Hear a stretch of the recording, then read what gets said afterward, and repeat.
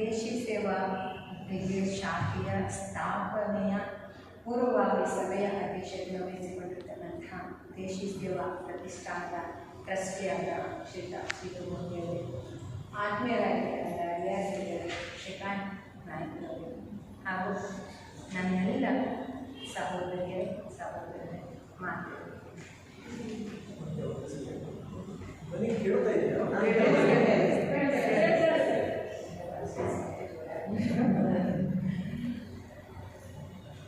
ಇವತ್ತು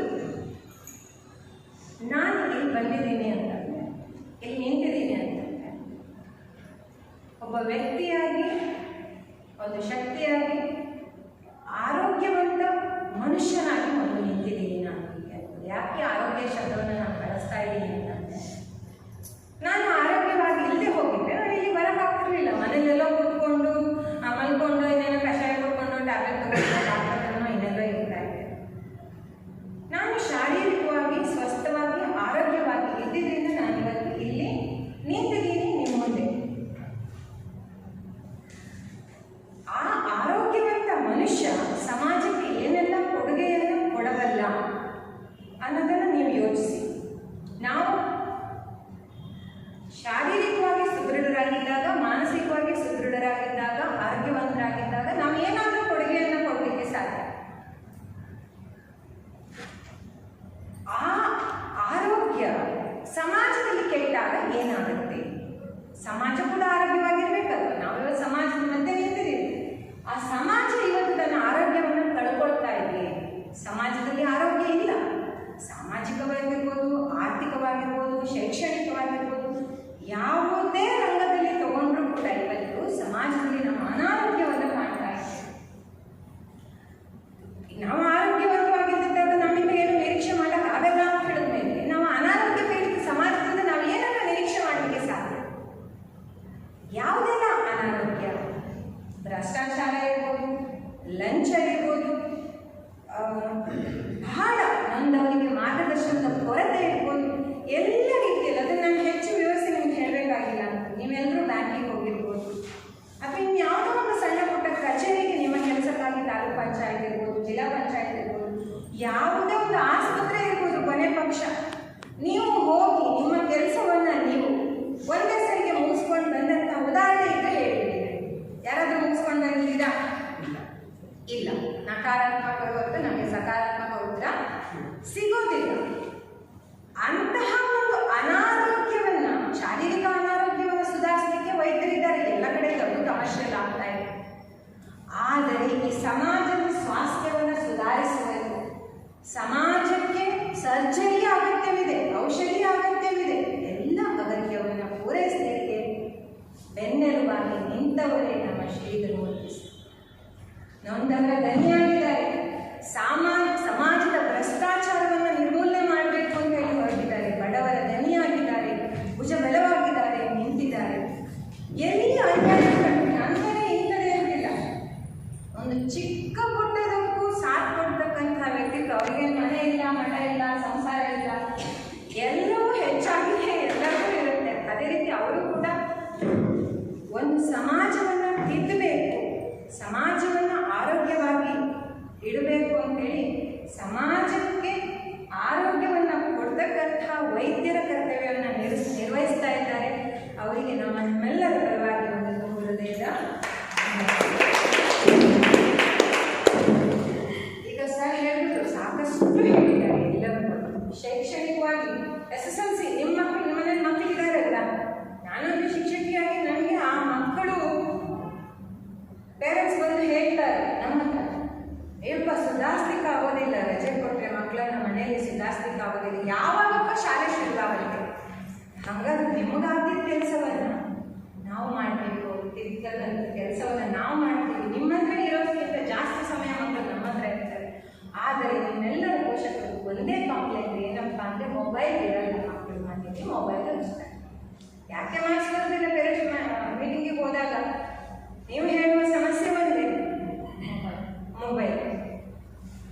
ಈ ವೃತ್ತಿಗಂತೂ ಮೊಬೈಲ್ ಹಾಳು ಮಾಡಿದಂತಹ ಮಕ್ಕಳನ್ನು ಹಿಡ್ಕೊಂಡ್ಬಂದು ದೇಶಿ ಸೇವಾ ಪ್ರತಿಷ್ಠಾನದಲ್ಲಿ 1 ತಿಂಗಳು 20 ದಿನ ಅವರನ್ನು ಅಲ್ಲಿ ಕೂರಿಸಿ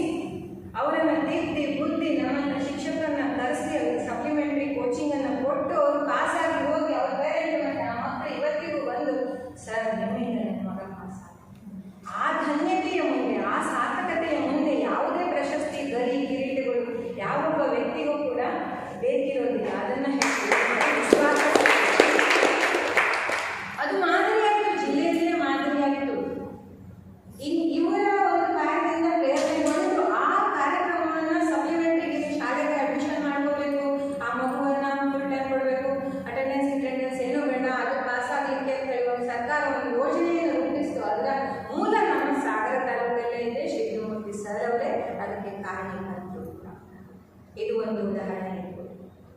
ಹಾಗೆ ಬಹಳಷ್ಟು ಅನ್ಯಾಯಗಳನ್ನು ಸರಿಪಡಿಸಿದ್ದಾರೆ. ಅದನ್ನು ಸರ್ ಹೇಳಲಿಲ್ಲ. ಆರ್ಥಿಕವಾಗಿ ಯಾವುದೇ ಪ್ರತಿಫಲಾಪೇಕ್ಷೆ ಇಲ್ಲದೆ ಅವರು ಕೆಲಸವನ್ನ ಮಾಡ್ತಾರೆ. ಯಾರಿಗಾಗಿ ಮಾಡ್ತಾರೆ, ಯಾಕಾಗಿ ಮಾಡ್ತಾರೆ ಅನ್ನೋದನ್ನು ನಾವು ಯೋಚಿಸಬೇಕು. ನಮಗಾಗಿ ಮಾಡ್ತಾರೆ.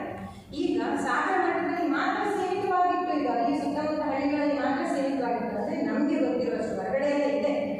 ಆದರೆ ಪ್ರತಿಯೊಂದು ಪಂಚಾಯತ್ ಮಟ್ಟದಲ್ಲಿ ಇದರ ಅರಿವನ್ನು ಮೂಡಿದಾಗ, ಪ್ರತಿಯೊಬ್ಬರು ಎಚ್ಚೆತ್ತುಕೊಂಡಾಗ, ಅವರಿಗೆ ಸಾಥ್ ಕೊಟ್ಟಾಗ ಈ ಕಾರ್ಯಕ್ರಮ ಯಶಸ್ವಿಯಾಗಲಿಕ್ಕೆ ಸಾಧ್ಯ.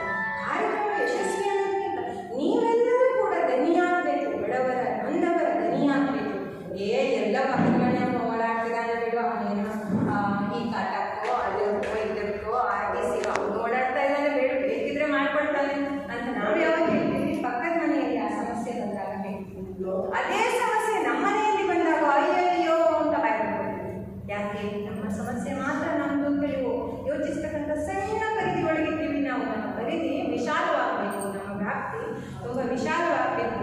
ಎಲ್ಲರ ಕಷ್ಟನೂ ನಮ್ಮ ಕಷ್ಟ ಅಂತ ನಾವು ಅಂದ್ಕೊಂಡಾಗ ಅವ್ರಿಗೆ ಒಂದು ಇವತ್ತಿನ ಸಮಾಜ ಹೇಗಿದೆ ಅಂದರೆ, ಒಬ್ಬ ಬಿದ್ದ ಅಂದರೆ ಅವನ ಮೇಲೆ ಕಲ್ಲನ್ನು ಎತ್ತು ಹಾಕುವವರು ಜಾಸ್ತಿ ಇದ್ದಾರೆ, ಕೈ ನೀಡುವವರು ಜಾಸ್ತಿ ಇಲ್ಲ. ಈ ಸಂಸ್ಥೆ ಕೈ ನೀಡತಕ್ಕಂತಹ, ಸಹಾಯವನ್ನು ಕೊಡ್ತಕ್ಕಂತಹ, ಮೇಲೆತ್ತಕ್ಕಂತಹ ಕೆಲಸವನ್ನು ಮಾಡ್ತಾ ಇದೆ. ಅಂದವರಿಗೆ ಧ್ವನಿಯಾಗ್ತಾ ಇದೆ. ಆ ಧ್ವನಿಗೆ ನಾವು ಕೂಡ ನಮ್ಮ ಧ್ವನಿಯನ್ನು ಸೇರಿಸಿದಾಗ ಆ ಧ್ವನಿಗೆ ಬಲ ಬರುತ್ತೆ. ಸಮಾಜದ ಸ್ವಾಸ್ಥ್ಯವನ್ನು ನಾವು ಕೂಡ ಮಾತ್ರೆ ಔಷಧಿಗಳಿಲ್ಲದೆಯೂ ಕೂಡ ಸರಿ ಮಾಡತಕ್ಕಂತಹ ಅವಕಾಶ ನಮಗೆ ಒದಗಿ ಬರುತ್ತೆ. ಈ ನನ್ನ ಅನಿಸಿಕೆ ಏನಪ್ಪ ಅಂದರೆ, ಎಲ್ಲರಿಗೂ ಕಾರ್ಯಬಾಹುಳ್ಯ ಇರುತ್ತೆ, ಒತ್ತಡ ಇರುತ್ತೆ. ಯಾರು ಕೂಡ ಸಂಸಾರದಿಂದ ಹೊರತಲ್ಲ, ಒತ್ತಡದಿಂದ ಬರ್ತಲ್ಲ. ಇನ್ನೂ ಸ್ವಲ್ಪ ಜನ ಇವತ್ತು ಬಂದಿದ್ದಿದ್ರೆ ಅವ್ರಿಗೆ ಇನ್ನೂ ಹೆಚ್ಚಿನ ಮಾಹಿತಿ ಸಿಗ್ತಾ ಇತ್ತು. ಉದ್ದೇಶ ಏನೋ ಒಂದು ಶಾಖೆ ಅಂತೆ, ಏನೋ ಒಂದು ಸಂಸ್ಥೆ ಅಂತ ಬರ್ತಾರಂತೆ ಅನ್ನೋದಕ್ಕಿಂತ ಯಾವ ಸಂಸ್ಥೆ, ಅದರ ಉದ್ದೇಶಗಳೇನು, ಅದರಿಂದ ಲಾಭಗಳೇನು ಅನ್ನೋದು ನಮಗೆ ಮುಖ್ಯವಾಗಿ ಗೊತ್ತಾಗಬೇಕಾಗುತ್ತೆ.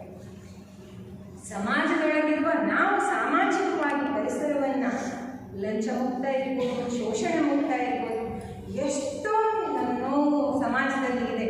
ಯಾಕೆ? ನಾವು ಸ್ಪಂದಿಸಬೇಕು, ಅದನ್ನು ನಿವಾರಿಸಲಿಕ್ಕೆ ನಾವು ಎಚ್ಚೆತ್ತುಕೊಳ್ಬೇಕು. ಗಾಂಧೀಜಿ ಕಂಡಂತಹ ಕನಸು ನನಸಾಗಬೇಕು ಅಂತಂದರೆ ನಾಗರಿಕರಾದ ನಮ್ಮ ಕರ್ತವ್ಯ ಕೂಡ ಬಹಳ ಇದೆ. ಹಕ್ಕುಗಳನ್ನು ಕೊಟ್ಟಿದೆ ನಮಗೆ ಸಂವಿಧಾನ, ನಾವು ಅದನ್ನು ಅನುಭವಿಸ್ತೇವೆ. ಅದಕ್ಕೆ ಪ್ರತಿಯಾಗಿ 12 ಕರ್ತವ್ಯಗಳನ್ನು ಕೊಟ್ಟಿದ್ದಾರೆ. ಯಾವ ಕರ್ತವ್ಯ ಅಂತಲೂ ನಮಗೆ ಗೊತ್ತಿರೋದಿಲ್ಲ ಹೆಚ್ಚಿನವರಿಗೆ.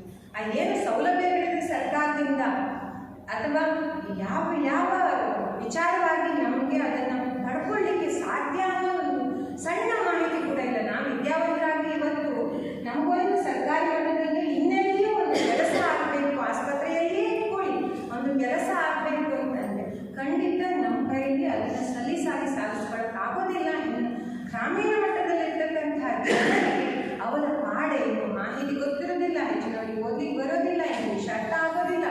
ಅವರ ಮಟ್ಟದ ಸಮಸ್ಯೆಗಳನ್ನು ಅರ್ಥ ಮಾಡಿಕೊಳ್ಳೋದು ಯಾರು?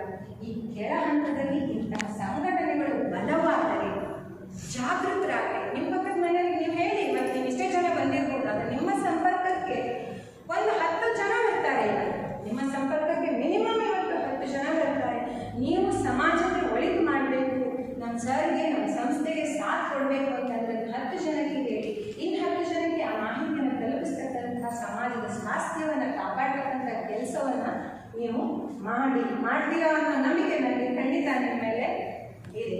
ನನಗೆ ಒಂದು ಚಿಕ್ಕ ಉದಾಹರಣೆ ಹೇಳ್ಬಿಡ್ತೀನಿ. ಹೆಸರು ಯಾವ ಎಲ್ಲಿ ಸಂದರ್ಭ ಏನೂ ತಗೊಳ್ಳೋದಿಲ್ಲ. ನಾನು ಸುಮಾರು ಸೆಪ್ಟೆಂಬರ್ 1st ವೀಕ್ 2nd ವೀಕಿಂದ ನಂದು ಒಂದು ಕೆಲಸಕ್ಕಾಗಿ ನಾನು ಗ್ರಾಮ ಪಂಚಾಯಿತಿಯ ಮಟ್ಟದಲ್ಲಿ ಬಹಳ ಕಷ್ಟಪಡ್ತಾ ಇದ್ದೆ. ಬಹಳ ಕಷ್ಟಪಟ್ಟೆ. ನನ್ನ ಸ್ವಶಕ್ತಿಯ ಮೇಲೆ, ನನ್ನ ಬಲದ ಮೇಲೆ, ನನ್ನ ಜ್ಞಾನ, ನನ್ನ ತಿಳುವಳಿಕೆಗಳು ಅದನ್ನು ಪರಿಹರಿಸಲಿಕ್ಕೆ ಸಾಕಾಗಲೇ ಇಲ್ಲ. ಸರ್ ಗಮನಕ್ಕೆ ತರಲಿಲ್ಲ. ನಾನು ಫಸ್ಟ್ ಸರ್ ಗಮನಕ್ಕೆ ತರಲಿಲ್ಲ. ಆಮೇಲೆ ಸರ್ ಗಮನಕ್ಕೆ ತಂದಾಗ ನನಗೆ ಒಂದು ವಾರ ಟೈಮ್, ಶಾರ್ಟ್ ಪೀರಿಯಡಲ್ಲಿ ನನಗೆ ಆ ಕೆಲಸ ಆಗಬೇಕಾಗಿತ್ತು. ಅದು ಬಿಟ್ಟರೆ ನಂಗೆ ಮತ್ತೆ ಆಗೋದಿಲ್ಲ. ಸರ್ ಗಮನಕ್ಕೆ ತಂದಾಗ ಆ ಕೆಲಸ ಸಲೀಸಾಗಿ ನನಗೆ 6 ದಿನದಲ್ಲಿ ಪೂರೈಸಿ ಹೋಯಿತು. ಆಗುತ್ತೋ ಇಲ್ಲ ದಿನ ಒತ್ತಡ. ಕೊನೆಯ ಹಂತದಲ್ಲಿ ಕೂಡ ಸರ್ಗೆ ಫೋನ್ ಮಾಡಿ ಹೇಳಿದೆ, ಸರ್ ಆಗ್ತಾ ಇಲ್ಲ ಯಾಕೋ, ಇವತ್ತು ಕೂಡ ಕೈಪಟ್ಟು ಹೋಗುವಂಗೆ ಕಾಣಿಸುತ್ತೆ ಅಂತ ಹೇಳಿ. ಸರ್ಕಾರಿ ಇಲಾಖೆ ಜಮೀನಿನ ರಿಜಿಸ್ಟ್ರೇಷನ್ಗೆ ಸಂಬಂಧಪಟ್ಟಂತೆ ಆವಾಗ ಸರ್ ಒಂದು ಫೋನನ್ನು ಡೈರೆಕ್ಟ್ ಆಗಿ ಆ ಯಾವ ನೇರ ಪರ್ಸನ್ಗೆ ಫೋನನ್ನು ಹಚ್ಚಬೇಕು, ಆ ಅಧಿಕಾರಿಗೆ ಫೋನನ್ನು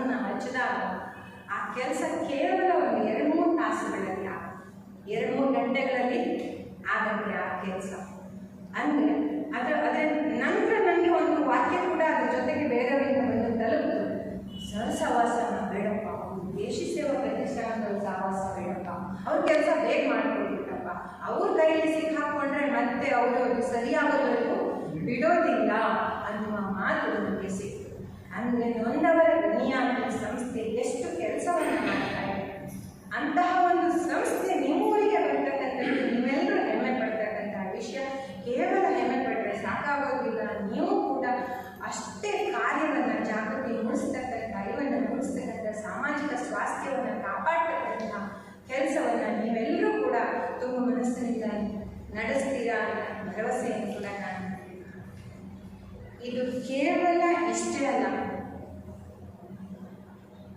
ಇದರ ಇನ್ನೂ ಹೆಚ್ಚಿನ ಮುಂದುವರೆದಾಗ ಎಲ್ಲೋ ಒಂದು ಹೆಣ್ಣಿಗೆ ಶೋಷಣೆ ಆಗ್ಬೋದು ಅಥವಾ ಜಮೀನಿನ ವ್ಯಾಜ್ಯ ಇರ್ಬೋದು, ಅದು ಇರೋದಿಲ್ಲ ಸರ್. ಅನ್ಯಾಯ ಕಂಡಲ್ಲಿ ಅದನ್ನು ಪ್ರತಿಭಟಿಸಿ ಅದನ್ನು ಸರಿಪಡಿಸಿ ಅದನ್ನು ಪರಿಹರಿಸ್ತಕ್ಕಂತಹ ಕೆಲಸವನ್ನು ಮಾಡ್ತಾರೆ ಅನ್ನೋದಕ್ಕೆ ನಾನು ಕೂಡ ಅದರದ್ದು ಒಂದು ಉದಾಹರಣೆ ಅಂತ ಹೇಳಿದ್ದೀನಿ. ಆಮೇಲೆ ಸರ್ಗೆ ನಾನು ಧನ್ಯವಾದವನ್ನು ಹೇಳಿದೆ. ಧನ್ಯವಾದ ಹೇಳಿದಾಗ ಅವರೊಂದು ಸಾಲವನ್ನು ಹೇಳಿದರು, ಹಾರ್ಟ್ ಟಚಬಲ್ ಮಾತಂದರೆ ಹೃದಯಕ್ಕೆ ತಾಕತಕ್ಕಂಥ. ಮೇಡಮ್, ನನಗೆ ಯಾವುದೇ ಧನ್ಯವಾದ ಆಗುತ್ತಿಲ್ಲ. ಒಂದು ನಾಗರಿಕನಾಗಿ ನಾನು ಕೂಡ ಈ ಸಮಸ್ಯೆಯನ್ನು ನಾನು ಎಷ್ಟು ಪರಿಹರಿಸ್ತೀನೋ ಅದು ನನಗೆ ಖುಷಿ. ನನಗೆ ಯಾವಾಗ ನೀವು ಧನ್ಯವಾದ ಹೇಳ್ತೀರ, ಇಂಥದೇ ಇನ್ನೊಂದು ಸಮಸ್ಯೆಯನ್ನು ನನಗೆ ತಂದು ಕೊಡಿ, ನಾನು ಅದನ್ನು ಪರಿಹರಿಸ್ತೀನಿ, ಅದು ನಿಮಗೆ ನನಗೆ ಹೇಳ್ತಕ್ಕಂಥ ಧನ್ಯವಾದ. ಯಾವುದೇ ಪ್ರತಿಫಲ ಪಕ್ಷ ಇಲ್ಲ, ಅವರಿಗೆ ಇನ್ನೊಂದು ಸಮಸ್ಯೆ ಬೇಕು, ಪರಿಹರಿಸ್ತೀನಿ. ಸಮಾಜವನ್ನು ಎತ್ತಿ ಹಿಡಿಬೇಕು, ಅದನ್ನು ಮುನ್ನಡೆಸಬೇಕು ಅಂತ ಹೆಬ್ಬಯಕೆಯನ್ನು ಹೊಂದಿರತಕ್ಕಂತಹ ಸಾಮಾಜಿಕ ವೈದ್ಯರು, ಸಮಾಜವನ್ನು ತಿರ್ತಕ್ಕಂಥ ವೈದ್ಯರು, ಸರ್ಜನ್ ಕತೆ ಹಾಕತಕ್ಕಂಥ ಕೆಲಸದಲ್ಲಿ ನಿಂತವರು ಸಾಮಾಜಿಕ ಆರೋಗ್ಯವನ್ನು ಕಾಪಾಡಕ್ಕೆ ಕಂಕಣ ಕಟ್ಟಿದ್ದಾರೆ. ಈ ಒಂದು ಸಂದರ್ಭದಲ್ಲಿ ನೀವೆಲ್ಲರೂ ಕೂಡ ಇದರ ಭಾಗವಾಗಿ ಇನ್ನೂ ಹೆಚ್ಚಿನ ಜನರಿಗೆ ಇದನ್ನು ಬಲಪಡಿಸಲಿಕ್ಕೆ ಸಹಾಯ ಹಸ್ತವನ್ನು ನೀಡಿ ಈ ಸಂಸ್ಥೆ ಇನ್ನೂ ಬೆಳೀಲಿ. ನಾವೆಲ್ಲರೂ ಅದರ ಬೃಹತ್ ಮರದ ನೆರಳ ಕೆಳಗೆ ನಿಂತು ಆಶ್ರಯ ಪಡ್ತಕ್ಕಂತಹ ಲಾಭ ಪಡ್ತಕ್ಕಂಥ